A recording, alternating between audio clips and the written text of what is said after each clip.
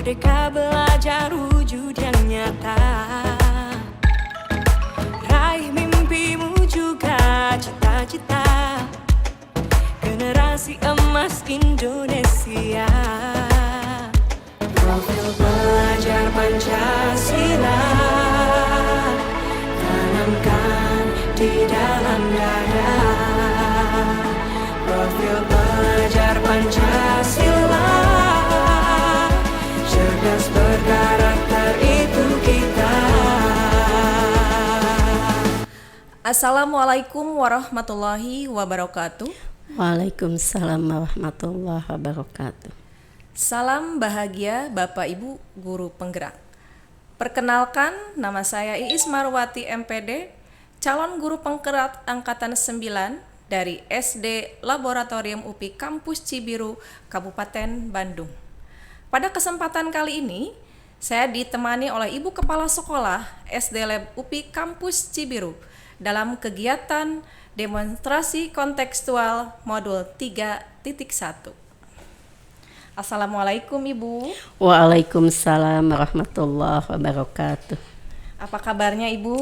Alhamdulillah baik. Bagaimana Bu Is, sehat? Alhamdulillah sehat Ibu. Hari ini Ibu kita akan berbincang terkait dengan permasalahan yang memang ada di sekolah kita. Ibu sebagai kepala sekolah, terima kasih sudah meluangkan waktunya pada kegiatan hari ini.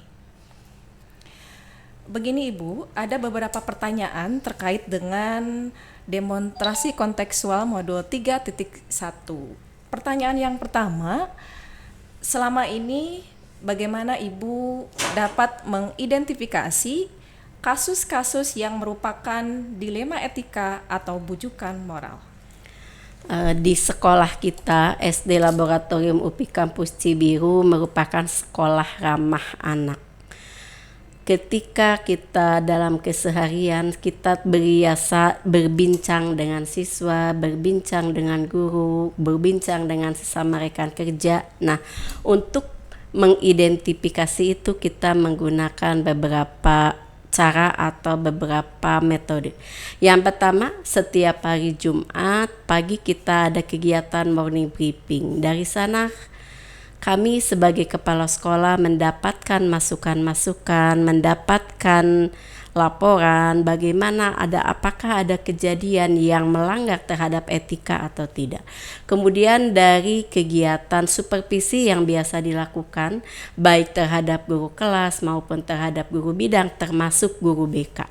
Di sana semuanya mengungkapkan ketika ada pelanggaran terhadap etika secara tidak langsung mengungkapkan, dan kami sebagai pimpinan di sekolah ini senantiasa ingin memberikan kenyamanan terhadap siswa sehingga memastikan bahwa tidak ada pelanggaran sekecil apapun yang dilaksanakan atau yang dilakukan oleh peserta didik, sehingga kami terbiasa berbincang secara langsung dengan siswa sehingga ketika ada masalah-masalah yang ditemukan, riaknya walaupun kecil bisa langsung teridentifikasi. Itu Bu Is jawab. Ibu ya. Untuk pertanyaan selanjutnya, selama ini bagaimana Ibu menjalankan pengambilan keputusan di sekolah Ibu, terutama untuk kasus-kasus di mana ada dua kepentingan yang sama-sama benar atau sama-sama mengandung nilai kebajikan? Nah, untuk masalah ini memang menjadi satu dilema ya, karena kita harus mengambil keputusan dengan dua nilai yang benar kedua-duanya. Akan tetapi keputusan harus tetap diambil. Maka kami terapkan yang pertama SOP-nya seperti apa. Kemudian telusuri apa yang pelanggaran yang seperti apa dan bagaimana yang dilaksanakan. Yang satu sisi menurut satu kelompok benar, menurut kelompok lain juga benar, maka terlebih dahulu kita mengambil keputusan itu bermusyawarah, baik itu dengan guru kelas, guru BK, wakase kesiswaan, Begitu juga dengan komite dilibatkan, sehingga apa yang menjadi keputusan kita menjadi satu keputusan yang bukan hanya dari atas ke bawah, akan tetapi mempertimbangkan berbagai masukan sehingga kedua nilai itu semuanya bisa diakomodir. Tidak ada yang merasa disalahkan, tidak ada yang merasa tidak diakomodir, semuanya sama-sama diakomodir. Baik, Ibu. Pertanyaan selanjutnya, dari kasus tersebut, langkah-langkah atau memang prosedur seperti apa yang biasa Ibu lakukan selama ini menghadapi permasalahan tersebut? Yang pertama, kami mengidentifikasi terlebih dahulu, kemudian setelah dinyatakan ada pelanggaran etika seperti itu, kita buka SOP. Setelah SOP dibuka, maka langkah-langkah apa yang harus kita lakukan untuk menyelesaikan masalah itu, sehingga dari masalah-masalah yang ditemukan itu bisa tepat kita menyelesaikannya tanpa mengesampingkan satu pihak pun, sehingga semuanya merasa puas. Walaupun dalam setiap mengambil keputusan tidak mungkin 100% kedua belah pihak itu puas, akan tetapi minimal bisa menerima dengan apa keputusan yang sudah diambil. Baik, Ibu. Pertanyaan selanjutnya, hal apa saja yang selama ini Ibu anggap efektif gitu ya dalam pengambilan keputusan pada kasus-kasus yang mengandung dilema etika tersebut? Ya. Yang pertama, telusuri. Apakah betul terjadi pelanggaran ataukah hanya isu saja? Karena ketika kita berbincang dengan peserta didik, terkadang yang sebetulnya itu adalah bukan pelanggaran, dalam sudut pandang peserta didik itu adalah pelanggaran. Maka kita terlebih dahulu berbincang dengan peserta didik itu sendiri, akan tetapi ketika berbincang ada satu peserta didik atau kelompok peserta didik yang melaporkan bahwa ada pelanggaran etika, maka harus diterima. Tidak sekali-kali menyalahkan atau ini bohong, ini enggak mungkin. Kita terima laporan itu, kemudian kita telusuri. Setelah ditelusuri tadi, SOP dijalankan. Setelah SOP dijalankan, untuk mengambil keputusan dengan menjalankan SOP itu pasti harus ada musyawarah. Karena tadi etika, yang namanya etika itu harus dijalankan oleh semua harus bisa menjalankan etika, sehingga kehidupan yang ada di dalam lingkup pendidikan ini menjadi kehidupan yang menjadikan contoh yang baik. Karena pendidikan dasar, terutama di sekolah dasar, itu menjadi tonggak bagi peserta didik untuk selanjutnya di tingkat-tingkat pendidikan yang lebih tinggi. Ketika di sekolah dasar dia sudah terbiasa tidak melanggar etika, maka di dalam yang selanjutnya baik SRTP, SRTA, kemudian kuliah, bahkan nanti mungkin di masyarakat, dia tidak akan mau untuk melanggar etika yang sudah ditetapkan. Baik, Ibu, selanjutnya hal apa saja yang memang selama ini merupakan tantangan dalam pengambilan keputusan pada kasus-kasus dilema etika tersebut?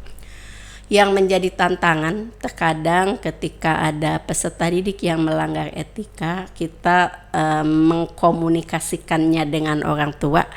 Terkadang ada orang tua yang tidak mau menerima bahwa putranya atau putrinya melanggar sesuatu atau etika yang dijelaskan yang ada di sekolah ini.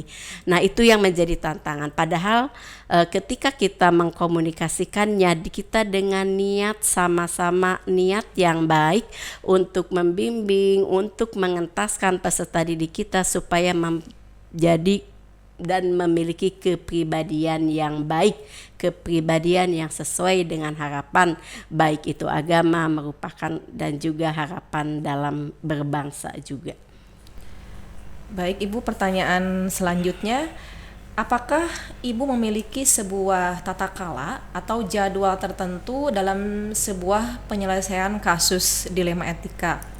Apakah Ibu langsung menyelesaikan di tempat atau memiliki sebuah jadwal untuk menyelesaikannya, seperti bentuk atau prosedur seperti apa yang Ibu jalankan? Nah, seperti tadi diungkapkan bahwa kita ada jadwal supervisi. Dari sana kita bisa melihat apakah ada pelanggaran etika atau tidak, karena ketika kita mengobservasi, melihat secara langsung kegiatan pembelajaran, maka secara tidak langsung kita bisa melihat apakah peserta didik yang ada di kelas tersebut sudah melaksanakan kegiatannya, pembelajarannya sesuai dengan etika, sesuai aturan yang diterapkan. Maka itu satu, dengan jadwal supervisi. Akan tetapi ketika ada yang mendesak, maka ketika ada pelanggaran yang mendesak, maka walaupun bukan jadwal supervisi, pelanggaran itu secara lebih cepat akan diselesaikan, kemudian akan diambil keputusan. Akan tetapi mungkin tetap tadi mengedepankan yang pertama praduga tak bersalah, karena seluruh peserta didik ini merupakan anak-anak yang harus dibimbing, anak-anak yang harus diarahkan. Bisa jadi dia tidak sengaja melanggar etika seperti itu, akan tetapi karena ketidaktahuannya. Yang kami inginkan di sekolah ini tidak ada satupun pelanggaran yang dilaksanakan. Kalaupun ada pelanggaran, maka cepat selesaikan. Kita komunikasikan baik kepada gurunya, kepada guru BK, kepada orang tuanya, dan ketika sudah diselesaikan tidak ada lagi yang namanya perselisihan di antara peserta didik, karena kita sekolah ramah anak, sekolah yang berbudaya, tidak mengedepankan hal-hal yang tidak baik. Kita ingin semuanya peserta didik itu aman, nyaman, dan bisa belajar dengan kondusif di sekolah ini. Baik Ibu, pertanyaan selanjutnya, adakah seseorang atau faktor-faktor apa yang selama ini mempermudah atau membantu Ibu dalam pengambilan keputusan dalam kasus-kasus dilema etika tersebut? Nah, seperti tadi dijelaskan di awal, kita senantiasa bermusyawarah, berkolaborasi. Kalau ditanya orangnya, pasti semua akan terlibat, baik wali kelas, guru BK, wakase kesiswaan, dan orang tua juga komite, itu akan semuanya akan terlibat. Nah, ketika kita dengan banyaknya diskusi yang dilakukan, musyawarah yang dilakukan, maka akan mudah di dalam mengambil keputusan, tidak diambil dari satu pihak, akan tetapi berdasarkan musyawarah untuk kebaikan bersama. Baik Ibu, ini pertanyaan terakhir. Dari semua hal yang telah disampaikan, pembelajaran apa yang dapat Ibu petik dari pengalaman Ibu mengambil keputusan terkait dengan dilema etika tersebut? Nah, ketika kita sudah melaksanakan mengambil keputusan, yang pertama yang harus diperhatikan identifikasi. Dengan caranya bisa menelusuri langsung, bisa dengan observasi, kemudian setelah ada pelanggaran itu terapkan SOP.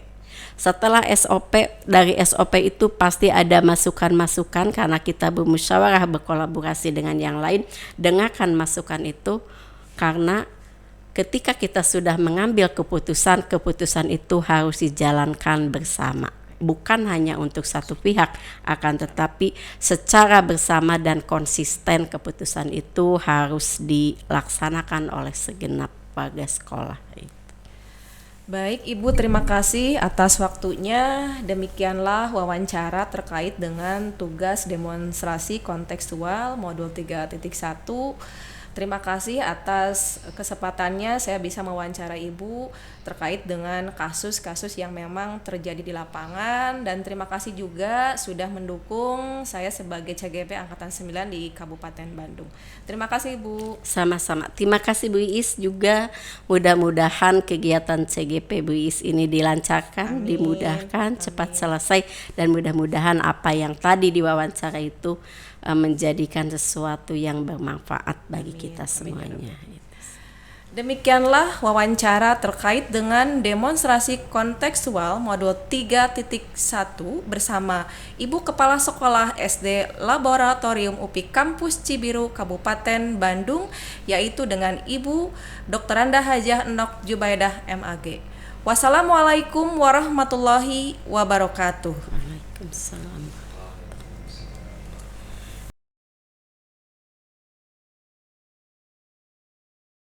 Assalamualaikum warahmatullahi wabarakatuh. Salam dan bahagia Bapak Ibu Guru Penggerak. Perkenalkan, nama saya Iis Marwati, CGP Angkatan 9 dari SD Laboratorium UPI Kampus Cibiru.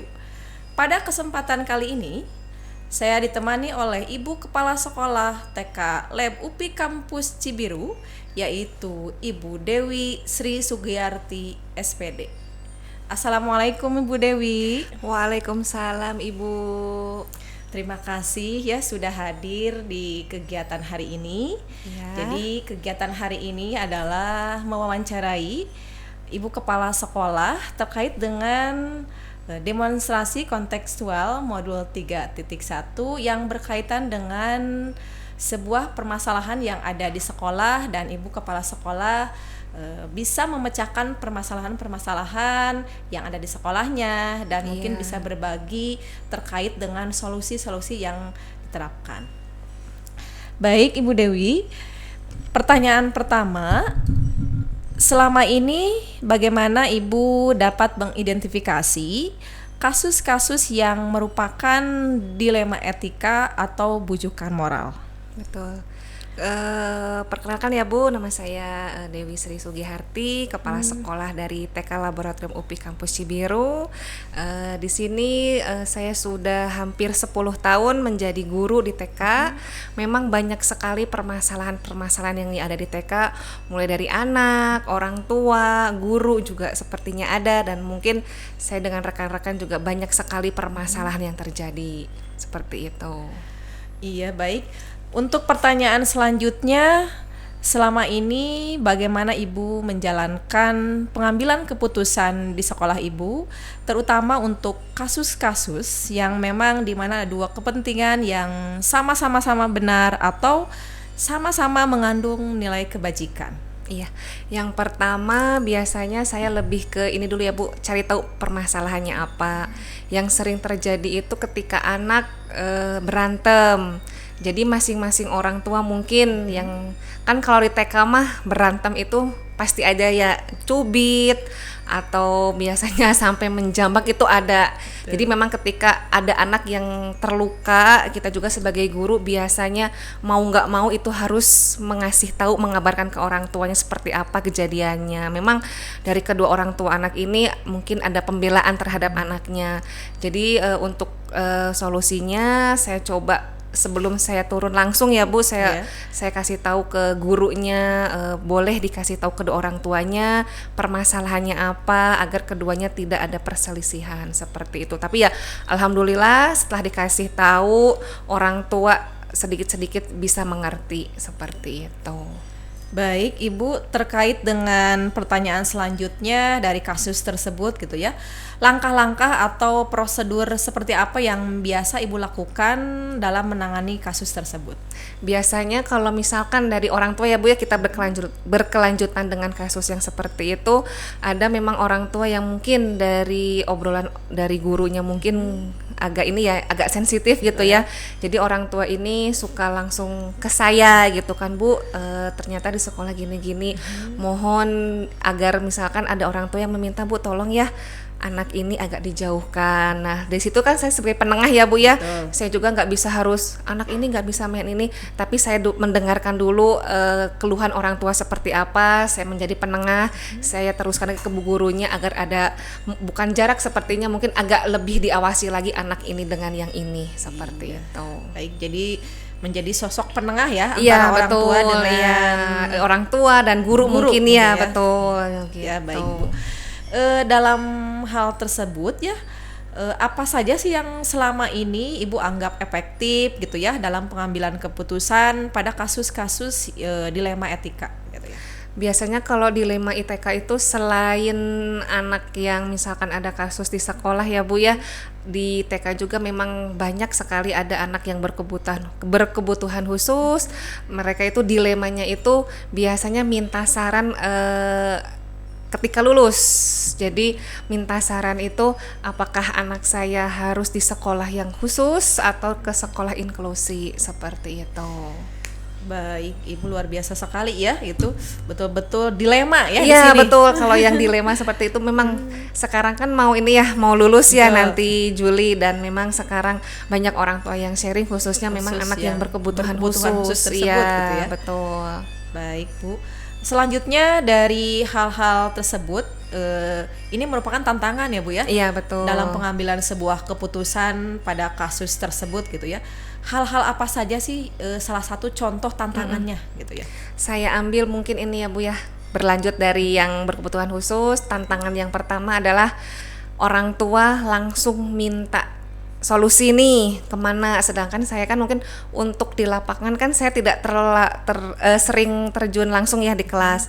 Mungkin saya lebih sharing ke guru, anak ini seperti apa di kelasnya, terus kira-kira nih apakah orang tua ini mau misalkan anak ini harus di sekolah yang lebih khusus gitu ya. Kadang orang tua itu memang agak sedikit sensitif kalau misalkan anaknya di sekolah yang lebih khusus gitu. Oke, jadi tantangannya itu ya, karena memang di sini ada mungkin sebagian atau beberapa anak-anak yang mengalami kebutuhan khusus. Betul. Jadi mungkin tantangan dari ibu itu bagaimana mencarikan solusi langsung Iya, gitu ya. betul. Sedangkan saya kan untuk ranah untuk yang anak berkebutuhan khusus bukan ranahnya ya Bu ya. Ada pendidikan luar biasa yang harus lebih ke psikolog atau psikotes seperti apa. Jadi sekolah itu hanya mengarahkan saja kemana baiknya dan disesuaikan dengan kemampuan anaknya seperti itu. Ya, baik Bu. Pertanyaan selanjutnya Bu Dewi, ini apakah Ibu memiliki sebuah tata kala atau memang jadwal gitu ya, jadwal tertentu dalam sebuah penyelesaian kasus Ya. dilema etika tersebut gitu ya?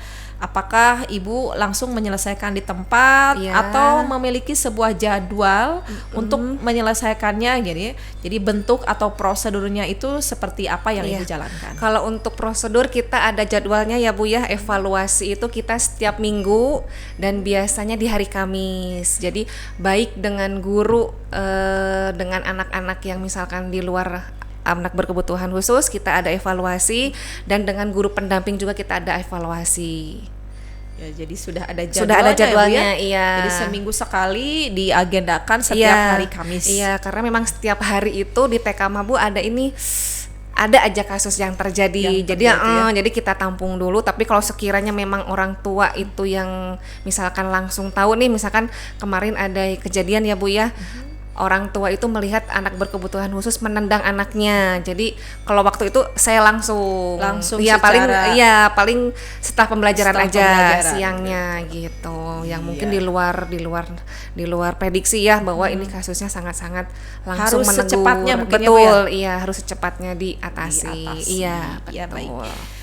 Bu Dewi, selanjutnya adakah seseorang atau faktor-faktor apa saja yang selama ini mempermudah atau membantu Ibu Iya. gitu ya dalam pengambilan keputusan dalam kasus-kasus dilema etika tersebut? Iya, kalau untuk orang yang saya misalkan butuh bantuan nih, yang pertama ada guru. Jadi saya tuh kalau misalkan ada yang mengambil keputusan, ya saya suka intinya memberi kesempatan buat guru untuk mencari solusi apa gitu. Yang kedua adalah ada dosen UPI Kampus Cibiru yang selalu membina kami ketika kita membutuhkan sebuah solusi seperti itu. Wah, luar biasa ya Bu ya. Ya. Jadi di sini ada kolaborasi Betul. ya. Jadi kolaborasi, adanya tim pengembang dari UPI Dari UPI, sendiri iya, yang membantu betul. dalam permasalahan ini, Betul. termasuk juga dengan guru-guru yang ada di Betul, lapangan iya. gitu ya. Baik Bu Dewi, ini pertanyaan terakhir ya. Dari semua hal yang telah disampaikan gitu ya, pembelajaran apa sih yang dapat Ibu petik dari pengalaman Ibu mengambil sebuah keputusan, Betul. apalagi ini terkait dengan dilema etika Iya. tersebut?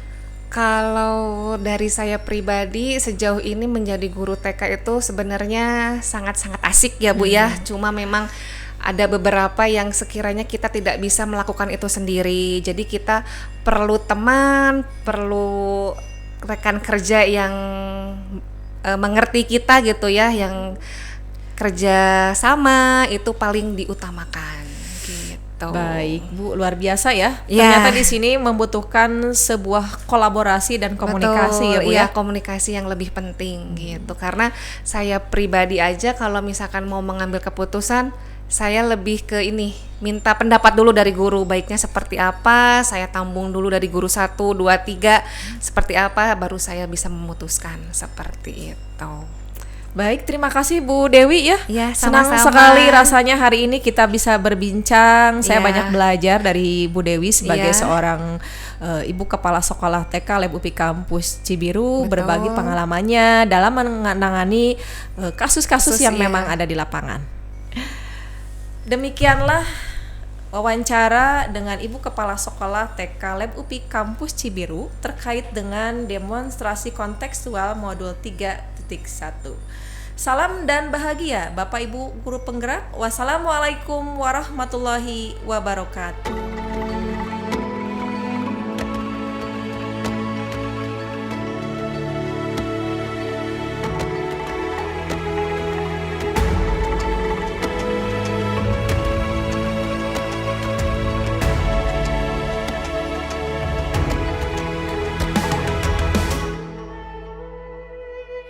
Ayo memilih apa yang kau suka.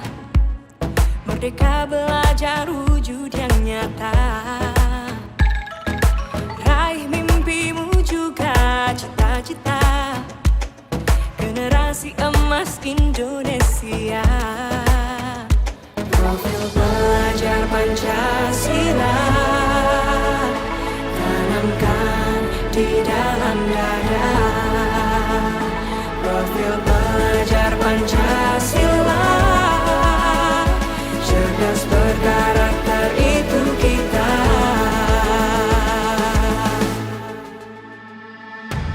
Beriman dan bertakwa pada Tuhan yang Maha Esa. Berakhlak mulia, berkebinekaan global kita. Gotong royong, berjiwa mandiri, berpikir kreatif dan bernalar kritis. Perbedaan bukan suatu halangan untuk kita saling